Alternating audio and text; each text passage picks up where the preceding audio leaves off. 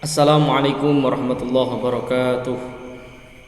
Ridhallahi ta'ala wa li syafaati Rasulillahi sallallahu alaihi wasallam. Al-Fatihah. A'udzu billahi minasyaitonir rajim. Bismillahirrahmanirrahim. Alhamdulillahi rabbil alamin arrahmanir rahim maliki yaumiddin. Iyyaka na'budu wa iyyaka nasta'in ihdinas siratal mustaqim siratal ladzina an'amta 'alaihim ghairil maghdubi 'alaihim waladdallin. Rabbighfirli wa liwalidayya walil mu'minina amin. Hamdan wa syukran lillah, salatan wa salaman ala rasulillah, amma ba'dah.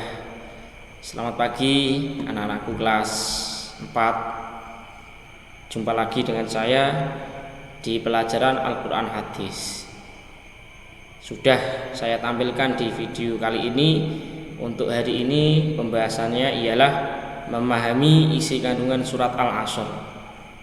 Karena di pertemuan-pertemuan sebelumnya kalian sudah belajar membaca, lalu belajar menghafal, belajar menulis juga. Sekarang kita belajar untuk memahami isi kandungan dari surat Al-Asr. Oke, langsung saja pada pagi hari ini kita mulai. Tahukah kamu pengertian dan isi kandungan surat Al-Asr? Agar kamu dapat mengetahui pengertian dan isi kandungan surat Al-Asr, mari kita baca dan pahami uraian berikut. Oke, selanjutnya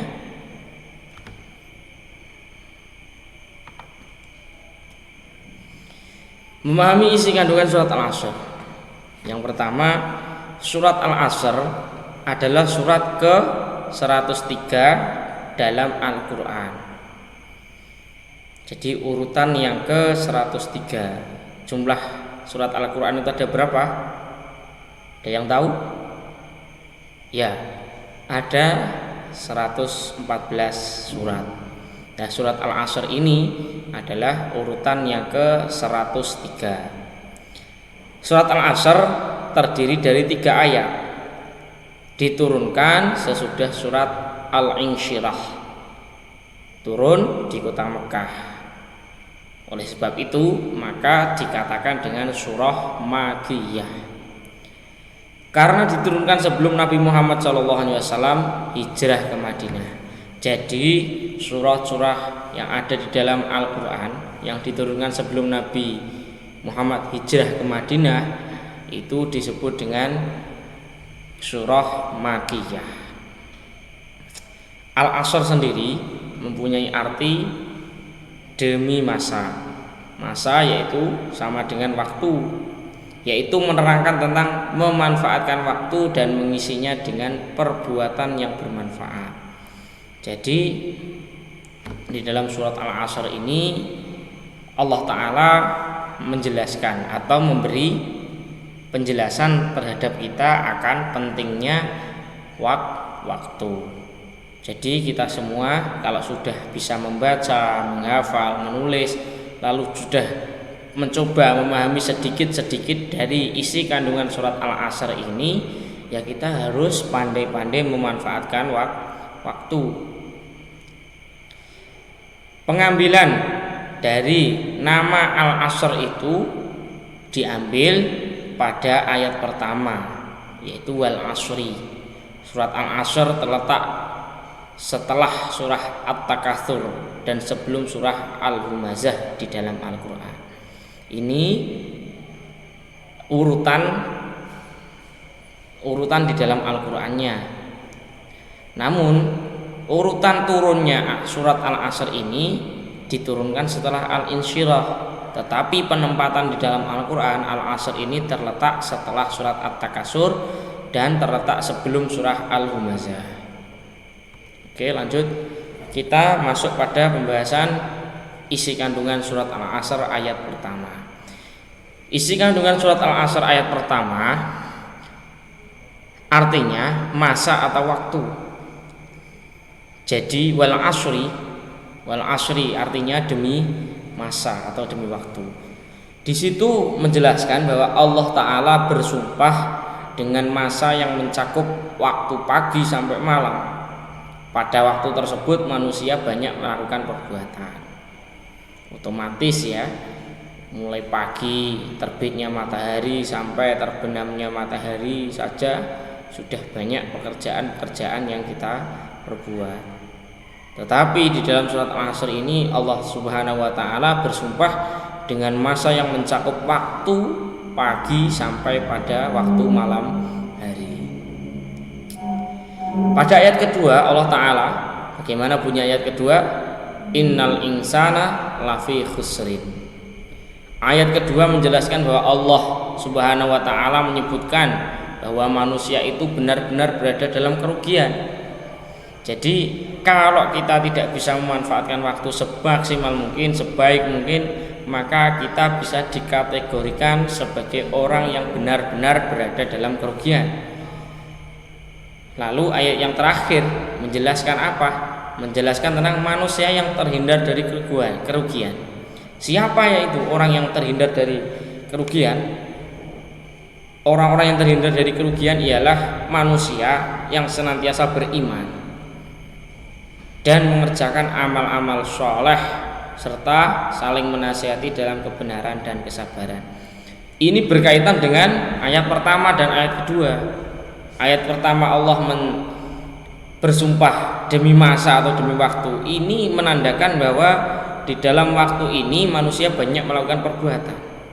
Lah kalau kita itu tidak bisa memanfaatkan waktu sebaik mungkin, semaksimal mungkin, atau kita menyia-nyiakan waktu untuk perbuatan-perbuatan yang tidak benar menurut syariat agama Islam, maka kita bisa tergolong terhadap orang-orang yang rugi. Dijelaskan di ayat kedua. Lalu di ayat ketiga ini pembanding dari ayat kedua. Lalu siapa mereka yang orang-orang yang tidak rugi? Illal ladzina amanu wa amilus sholihat wa tawassaw bil haqq wa tawassaw bil sabr. Kecuali mereka manusia yang senantiasa beriman, tidak hanya beriman saja tetapi juga wa amilus sholihat, dan melakukan hal-hal yang baik atau amal-amal soleh.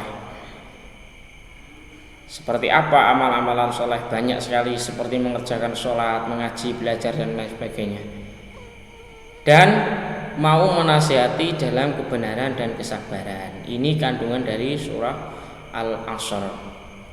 Jadi bisa kita tarik kesimpulan bahwa di dalam surat Al-Asr ini kita bisa belajar, bisa mengambil hikmah kalau waktu itu adalah sangat berharga. Jadi kalau kita tidak bisa memanfaatkan waktu, ya kita tergolong dalam orang yang rugi. Jadi kalian semua, meskipun kita berada di tengah pandemi COVID-19 atau virus corona yang mengharuskan kita semua tidak bisa belajar secara tatap muka, saya harap kalian semua yang berada di rumah juga tidak menyia-nyiakan waktu kalian semua untuk perbuatan-perbuatan yang tidak bermanfaat. Kalian harus bisa memaksimalkan waktu agar apa? Agar perilaku kalian ini sesuai dengan surah Al-Asr. Kenapa kok harus sesuai dengan surat Al-Asr? Karena Al-Asr ini termasuk di dalam Al-Quran.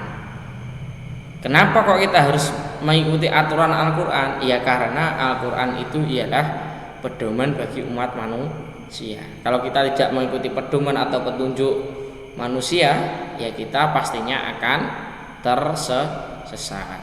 Oleh sebab itu, sekali lagi kalian harus bisa memanfaatkan waktu kalian sebaik mungkin, semaksimal mungkin.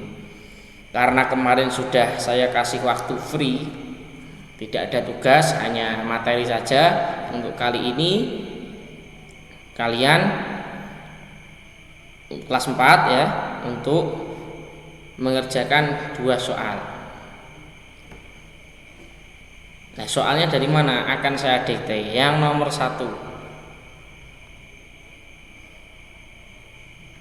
memahami. 1, soalnya ialah kalian catat ya di buku kalian. 1, coba jelaskan. Saya ulangi, nomor 1, jelaskan surah Al-Asr. Saya ulangi. 1. Jelaskan deskripsi atau pengertian dari surah Al-Asr. Sekali lagi, nomor 1 ialah jelaskan pengertian surah Al-Asr. Masih nomor 1, jelaskan pengertian surah Al-Asr. Yang nomor 2, jelaskan isi kandungan surah Al-Asr. Jelaskan isi kandungan surah Al-Asr mulai ayat 1 sampai ayat 3. Sekali lagi, nomor 2, jelaskan isi kandungan surah Al-Asr mulai ayat 1 sampai ayat 3. Oke, 2 soal ini kalian kerjakan, ditulis di buku tulis, tidak usah disobek. Nanti pengirimannya bisa kalian foto via WA dan dikirimkan ke saya sebagai bukti kalian sudah mengerjakan dan bukti absen kehadiran. Ditulis di buku tulis ya, jangan disobekkan kertas. Karena besok kalau sudah normal, kita sudah bisa bertatap muka, buku itu akan saya cek sebagaimana bukti bahwa kalian mengikuti pelajaran Quran hadis. Untuk itu sekali lagi kalian tetap belajar yang rajin, jangan sampai kendor meskipun kita semua masih terhalang oleh virus corona. Mungkin itu yang dapat saya sampaikan. Ada kekurangan lebihnya mohon maaf. Akhran wallahul muwaffiq ila aqwamit thariq. Assalamualaikum warahmatullahi wabarakatuh.